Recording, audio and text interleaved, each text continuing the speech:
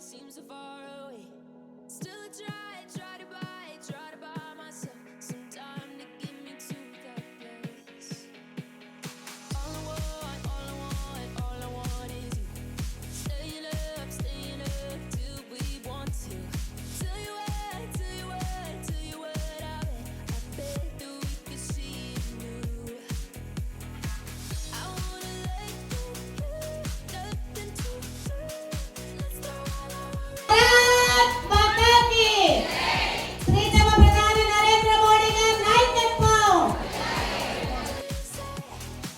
cause we were just friends, and now it's something far over. And I bet that we could find a way closer.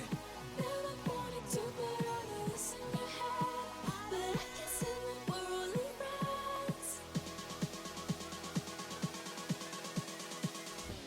But I guess that we're only friends.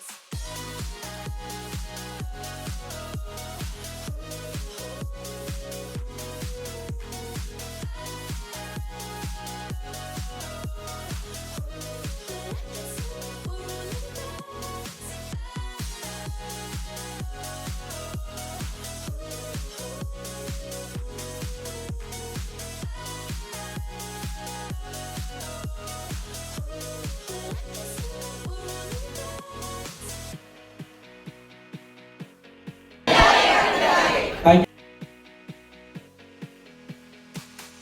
just want you under the lights. I just want you when it's my time. I just want you break.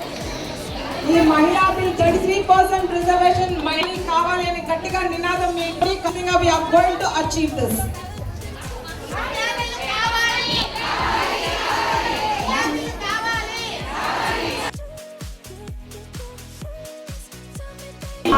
చూసి మరి ఇంత సమయంలో మాకు కూడా అవకాశం వస్తే బాగుండు, మేము సర్వీసానికి ఇది మంచి వేదిక అవుతుందని ఎంతోమంది మహిళలు పోరాటాలు చేసి మరి వెనక్కి ఉండిపోయినటువంటి మహిళలందరూ కూడా ఎంతో ఆశపడుతున్నటువంటి తరుణం. మరి ఈరోజు కేవలం మహిళా బిల్లుని ఆమోదింపచేయడం కోసం ప్రధానమంత్రి నరేంద్ర మోడీ గారు పార్లమెంట్ సమావేశాలు ఏర్పాటు చేయడం అనేది ఆయన మహిళలకు ఇస్తున్నటువంటి ప్రత్యేక స్థానం ఏంటి అనేది దాన్ని బట్టి అర్థమవుతుంది. ఖచ్చితంగా మహిళా బిల్లుని మరి ఇతర రాజకీయ పార్టీలు కూడా సపోర్ట్ చేయాలని, మహిళా బిల్లు ఆమోదింపజరగాలని, ఈ రాష్ట్రంలో ఈ దేశంలో మహిళల ప్రాధాన్యత పెరగాలని, అన్ని రంగాల్లో కూడా మహిళలు ఏ రంగంలో ఉన్నా కూడా మరి ఆ రంగం అన్ని రకాలుగా అభివృద్ధి చెందడానికి సాయశక్తిలో మహిళలు ప్రయత్నం చేస్తారు. మహిళలు ఏది డీల్ చేసినా కూడా దాంట్లో ఏమాత్రం కూడా దాంట్లో వాళ్ళ దాన్ని వెనకడి వేయకుండా ముందుకు తీసుకెళ్తారు. కాబట్టి మహిళలకు మంచి అవకాశం కల్పించాలని ఆలోచన చేసినటువంటి నరేంద్ర మోడీ గారికి జనసేన పార్టీ తరఫున, పవన్ కళ్యాణ్ గారి తరఫున మరొకసారి కృతజ్ఞతలు తెలియజేస్తూ, మరి ప్రధానమంత్రిగా వచ్చిన తర్వాత అనేక రెజల్యూషన్స్ తీసుకొస్తూ అనేక చారిత్రాత్మక నిర్ణయాలు నరేంద్ర మోడీ గారికి గట్టిగా ధన్యవాదాలు తెలియజేస్తున్నాం.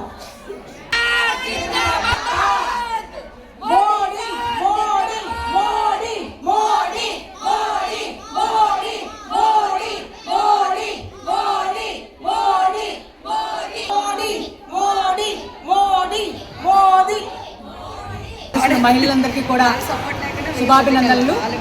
ఈరోజు ఎన్నో ఏళ్ళుగా కళ సాకారం అవుతున్న రోజు. భారత ప్రధాని నరేంద్ర మోడీ గారికి, అలాగే ఆంధ్రప్రదేశ్ రాష్ట్ర ముఖ్యమంత్రి వారి నారా చంద్రబాబు గారికి, ఉప ముఖ్యమంత్రి పవన్ కళ్యాణ్ గారికి, మా విద్యాశాఖ మంత్రి నారా లోకేష్ గారికి ప్రత్యేకమైన నమస్కారాలు తెలియజేసుకున్నాను.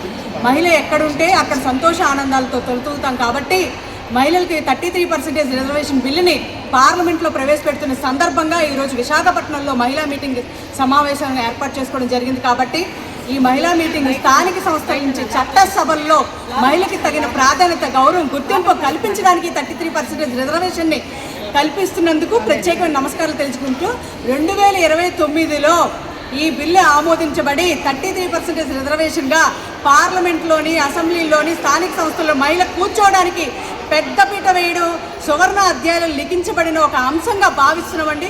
మహిళలందరూ ముక్త కంఠంతో సంతోషం వ్యక్తం చేస్తున్నాం. ఈరోజు ప్రతి ఒక్కరికి పేరు పేరున నమస్కారాలు, ధన్యవాదాలు తెలియజేసుకుంటూ పార్లమెంట్లో ఈ బిల్లుని ప్రతి ఒక్కరు ఆమోదించాలని చేతులెత్తి నమస్కారం తెలియజేసుకున్నాను. కొంతమంది మావిగల్ లాంటి వాళ్ళు అసెంబ్లీలో కానీ పార్లమెంట్లో కానీ ఏ విధంగా మాట్లాడుతున్నారో చూస్తున్నాం. ప్రతిదానికి ఆ అంటే అమ్మ అనే పదం కూడా ఇష్టం ఉండదు, ఆ అంటే అమరావతి రాజధాని ఆంధ్రప్రదేశ్ రాజధాని అమరావతి ఇష్టం ఉండదు. కాబట్టి ఆడదుంటేనే ఏదైనా సాధ్యం. కాబట్టి ఆడదానికోసం ఈ బిల్లు ప్రవేశపెడుతున్నారు. చరిత్రలో నుంచి ఎన్నో దశాబ్దాల కళ ఇది. కాబట్టి ఈ కళను సాకారం చేయాలని ప్రతి ఒక్కరికి తెలియజేసుకుంటూ ఈ 33% రిజర్వేషన్కి ఎవరైతే మద్దతు ఇస్తారో వాళ్ళందరికీ కూడా శిరస్సు నుంచి నమస్కారాలు తెలియజేసుకున్నానండి. నాయకులు కూడా శుభాకాంక్షలు తెలుపుతున్నాను. ఎందుకంటే ముందుగా నా హృదయపూర్వక నమస్కారాలు తెలుపుతున్నాను.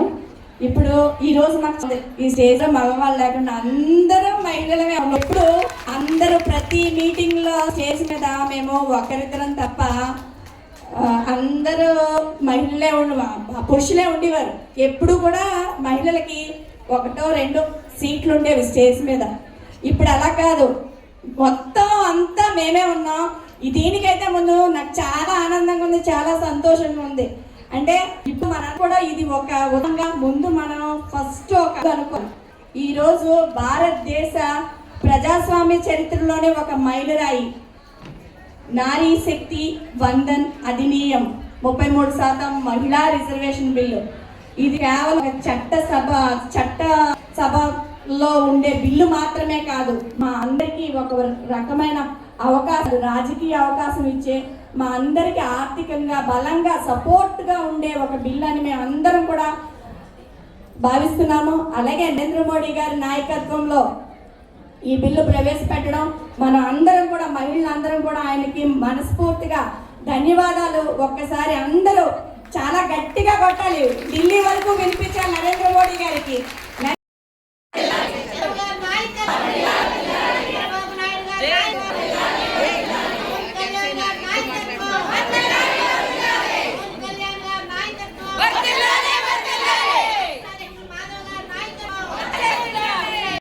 నమస్కారం అండి. విశాఖపట్నంలో కూటమి తరపున ఇక్కడ BJP, Telugu Desam party, Janasena party కూటమి తరపున ఇక్కడ నారీ శక్తి వందన్ కార్యక్రమానికి ప్రతి ఒక్క మహిళకు కూడా సపోర్ట్ ఇవ్వాలని చెప్పేసి ఉద్దేశంతో అక్కడ మీటింగ్ ఏర్పాటు చేయడం జరిగింది.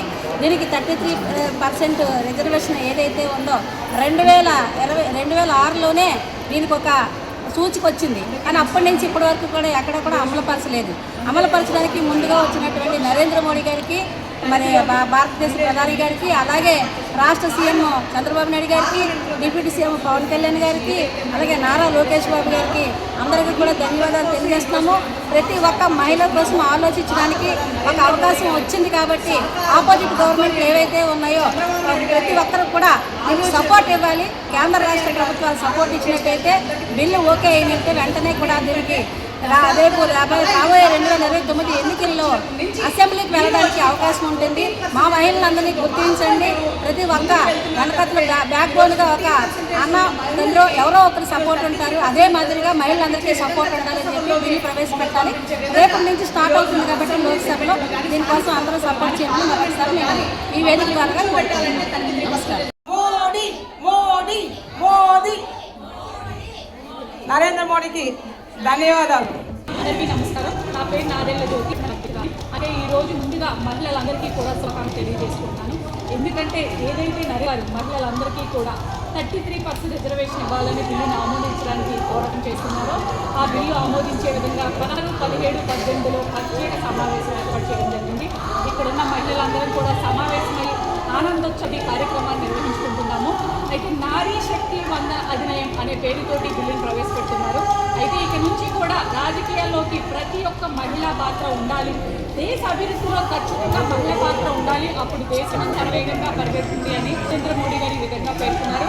రాష్ట్రంలో చూసుకుంటే చంద్రబాబు నాయుడు గారు, అలాగే పవన్ కళ్యాణ్ గారు, అలాగే దేశంలో మనకి ప్రధానమంత్రి నరేంద్ర మోడీ గారు కూడా స్త్రీ పక్షవాతిగా ఉంటూ అందరినీ కూడా తీసుకెళ్లే విధంగా స్త్రీల గౌరవిస్తున్నారు. ప్రతి ఇంట్లో కూడా మనం ఢిల్లీలో చూసుకుంటే రేఖా గుప్తా గారు ఒక సీఎం కింద వ్యవహరిస్తూ ఉన్నారు. అంటే ప్రతి చోట కూడా మహిళలకు ఇవ్వాల్సిన సమాన హక్కుని అఫీషియల్గా చట్టబద్ధంగా చేయనున్నారు. అంటే ఇది కేవలం ఒక చట్టం మాత్రమే కాదు, మహిళల యొక్క హక్కు, అలాగే మహిళల యొక్క ఆత్మగౌరవం ఉంది. కాబట్టి ఇక నుంచి రాబోయే 2029 ఎలక్షన్లో మహిళలు పెద్ద ఎత్తున కూడా రాజకీయాల్లోకి రాబోతున్నారు.